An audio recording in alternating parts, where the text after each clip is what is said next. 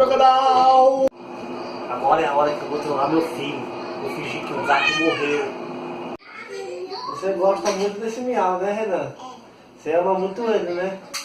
Você ama esse gato? Você gosta de passar a mão no miau? Passa a mão no miau, passa. O miau é lindo, né? Você gosta muito desse miau, né? Se o miau morrer, você vai chorar? Não vai não? Por quê? Por quê, menino? Por quê? Você não vai chorar não se o menino morrer? Tem certeza? Não chora se o menino morrer, né? Chora? Lógico que chora. Não chora não? Sério, menino? Dá um abraço, menino. Um abraço.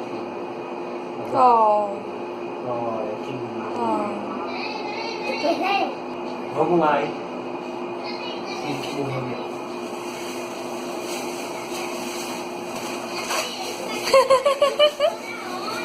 O gato não quer.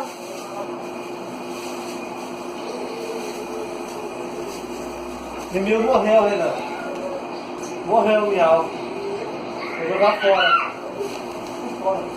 O miau morreu, Renan. Vou jogar ele no lixo agora. Morreu, cara. Morreu. Vou jogar no lixo. Pode jogar no lixo, miau? Eu vou jogar porque ele morreu. Morreu o gato. Vou jogar no lixo. Vou jogar no lixo, gato. Morreu, Renan. Tadinho, papai vai jogar ele fora, o miau. Você tá triste? Eu joguei o gato lá no lixo.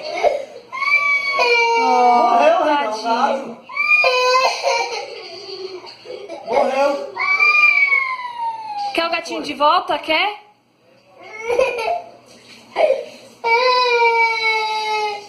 Foi, Renan. Traz lá o gatinho morto pra ele ver. Foi, Renan. Morreu o gato, morreu. Oh. Olha aqui, Renan. O que foi? O gatinho morreu? Você tá triste? Oh, fica triste não. Ah, pra que fazer isso com ele, Lúcio? Ah, ele aí, Renan, abraça ele. Pega ele, Renan. Oh. Olha aqui. Olha aqui pra câmera. Tá feliz? Fala assim, se tá. Tá feliz? Dá tchau. Dá aqui, menino.